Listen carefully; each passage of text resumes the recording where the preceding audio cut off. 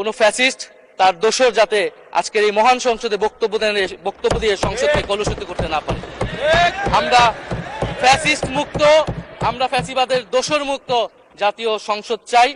জুলাই গণ অভ্যুত্থান এবং জুলাই যোদ্ধাদের উপর আনীত শোক প্রস্তাবের উপর আলোচনা করার সুযোগ দেবার জন্য আজকের দিনটি আমাদের জাতীয় জীবনে অনেক ঐতিহাসিক একটি দিন। ব্যক্তিগতভাবে আমার জীবনেও 2024 সালের 5ই আগস্ট তথা 36শে জুলাই শাহবাগ থেকে ছাত্র জনতার মিছিল নিয়ে আমি এবং আমার সহযোদ্ধারা এই জাতীয় সংসদের প্রাঙ্গণে আমরা এসেছিলাম। ছাত্র জনতাকে সাথে নিয়ে ফ্যাসিস্ট মুক্ত করেছিলাম এই মহান জাতীয় সংসদকে। সেই দিন আমাদের ভূমিকা ছিল বৈপ্লবিক। আজকে একটা ভিন্ন প্রেক্ষাপটে গণতান্ত্রিকভাবে নির্বাচিত হয়ে আজকের এই মহান জাতীয় সংসদে কথা বলতে পারছি, সেজন্য মহান আল্লাহ তাআলার কাছে এবং জুলাই গণ অভ্যুত্থানের সকল শহীদদের কাছে কৃতজ্ঞতা প্রকাশ করছি। মাননীয় স্পিকার, হাজারো শহীদের রক্ত মালানো আর অসংখ্য আহত পঙ্গু দেশপ্রেমিকের সর্বস্ব ত্যাগ করা মহান গণ অভ্যুত্থানের ফসল এই সংসদের অভিভাবক হিসেবে নির্বাচিত হয়ে আপনাকে অভিনন্দন জানাচ্ছি। মাননীয় সংসদ নেতা, মাননীয় বিরোধী দলীয় নেতা এবং মাননীয় বিরোধী দলীয় উপনেতা এবং সকল মাননীয় সংসদ সদস্যদেরও অভিনন্দন জানাই। আমি শ্রদ্ধার সাথে স্মরণ করছি আমার সেই ভাই বোনদের যারা নিজের বুক বুলেটের সামনে উন্মুক্ত করে দিয়ে আমাদের আবারও স্বাধীন করে নিজেরা স্মৃতি হয়ে গিয়েছেন। আমরা তাদের শাহাদাত কবুলের জন্য মহান আল্লাহর কাছে দোয়া করছি। একই সাথে আহত ও পঙ্গু জুলাই যোদ্ধা ভাই বোনদের প্রতি আমার সবটুকু আবেগ, শ্রদ্ধা আর ভালোবাসা দিয়ে কৃতজ্ঞতা জানাচ্ছি। তাদের সুস্থতা কামনা করছি।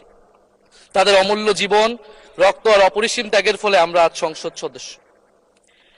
24-এর গণ অভ্যুত্থানের বৈষম্য বিরোধী ছাত্র আন্দোলনের নেতৃত্বে অংশ নিয়েছিল ছাত্র, শ্রমিক, কৃষক, শিক্ষক, অভিভাবক, সাংস্কৃতিক কর্মী, আলেম সমাজ, তরুণ সেনা অফিসার ও সৈনিকগণ ও প্রবাসী বাংলাদেশি ভাই ও বোনেরা।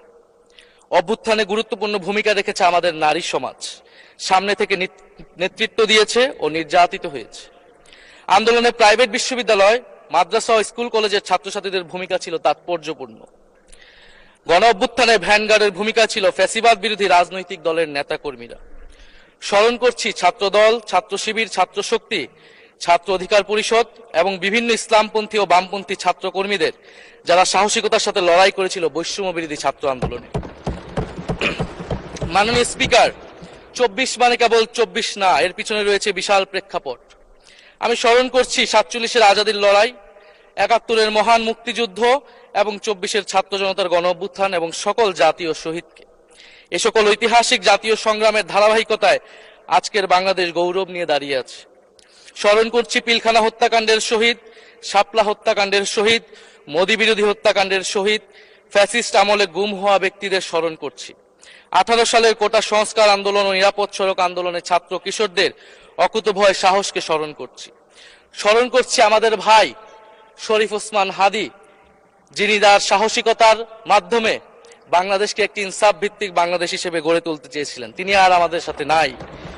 আমরা ওসমান হাদী ভাইকে স্মরণ করছি। শহীদ আবরার ফাহাদ ও শহীদ ফেলানী খাতুনকে স্মরণ করছি, যারা ভারতীয় আধিপত্যবাদের বিরুদ্ধে লড়াই করে বাংলাদেশকে আজকের এই জায়গায় নিয়ে এসেছে।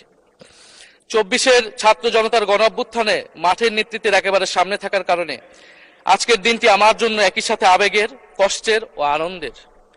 আমাদের সংগ্রামের সাথী শহীদ আবু সাইদ, শহীদ মুগ্ধ, শহীদ ওয়াসিম, 4 বছরের শিশু আহাদ, 6 বছরের শিশু রিয়া গোপ সহ প্রায় 150 শিশু শহীদ। মাননীয় স্পিকার, পুলিশের এপিসি থেকে ফেলে দেওয়া শহীদ ইয়ামিন, সাভারের আশুলিয়ায় ভ্যানের উপরে জীবন্ত অবস্থায় আগুনে পুড়িয়ে মারা কিশোর শহীদ সজল সহ অগণিত মানুষের স্মৃতি আমাকে প্রচন্ডভাবে নাড়া দিচ্ছে। মাননীয় স্পিকার,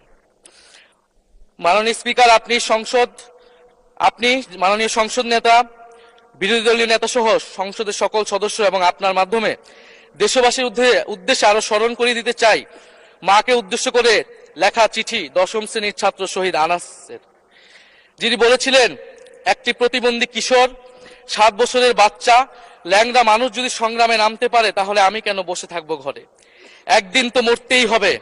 তাই মৃত্যুর ভয় করে স্বার্থপরের মতো ঘরে বসে না থেকে সংগ্রামে নেমে গুলি খেয়ে বীরের মতো মৃত্যু অধিক শ্রেষ্ঠ। যে অন্যের জন্য নিজের জীবন বিলিয়ে দেয় সেই প্রকৃত মানুষ। আমি যদি বেঁচে না ফিরি তবে কষ্ট পেও না, গর্বিত হয়েও জীবনের প্রতিটি ভুলের জন্য ক্ষমা চাই। আনাস তার মাকে এই চিঠি লিখে রাস্তায় নেমে গিয়েছিলেন, শহীদ হয়েছিলেন মাননীয় স্পিকার, যাদের আত্মত্যাগের কারণে আজকে আমরা এখানে বসে কথা বলতে পারছি। মাননীয় স্পিকার, জুলাই গণঅভ্যুত্থানের সাথে জড়িয়ে আছে দেশনেত্রী বেগম খালেদা জিয়ার সংগ্রাম ও তার আত্মত্যাগ। ওনার সংগ্রাম অনুপ্রাণিত করেছিল বাংলাদেশের তরুণ সমাজকে আত্মত্যাগ করতে, আত্মহুতি দিতে গণ অভ্যুত্থানে। আমরা আজকে তাকে শ্রদ্ধার সাথে স্মরণ করছি। মাননীয় স্পিকার, আমি বিশ্বাস করতে চাই আমরা যারা সংসদে বসতে পেরেছি কেউই এই শহীদের রক্তের সাথে বেইমানি করব না। কারণ জুলাই গণ অভ্যুত্থান মানে শুধু জুলাই গণ অভ্যুত্থান নয়, এটি নতুন বাংলাদেশের আকাঙ্ক্ষা। গণভোটের রায় অনুযায়ী আমরা যেমন সংসদ সদস্য, একইভাবে সংবিধান সংস্কার কমিশনের সদস্য। আমাদের সরকারি দলের বন্ধুরা অবিলম্বে সংবিধান সংস্কার কমিশনের সদস্য হিসেবে শপথ নেবেন বলেই আমরা বিশ্বাস করি। আমরা একই সাথে গণতান্ত্রিক সংস্কারগুলো সাধন করতে চাই। 70% মানুষ গণভোটে তাদের রায় জানিয়ে দিয়েছে মাননীয় স্পিকার। গণতন্ত্রে জনতার রায় সার্বভৌম, তার উপর কোনো আইন বা বিধান চলতে পারে না। মাননীয় স্পিকার, আমরা বিচার চাই, জুলাই গণহত্যার বিচার চাই, শরীফ ওসমান হাদি হত্যার বিচার চাই, গুম খুনের বিচার চাই, বিগত সময়ে হওয়া লুটপাট এবং দুর্নীতির বিচার চাই।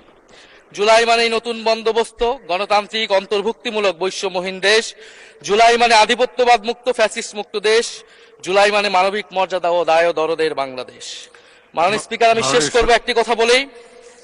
আজকে সবাই এক বাক্যে স্বীকার করে নিয়েছেন যে জুলাই গণ অভ্যুত্থানের শহীদদের কারণে আমরা এই মহান সংসদে বসতে পেরেছি এবং এই মহান সংসদে আমরা সকলেই ফ্যাসিবাদ মুক্ত, ফ্যাসিবাদ বিরোধী লড়াইয়ের সৈনিকেরা এখানে আসিছি।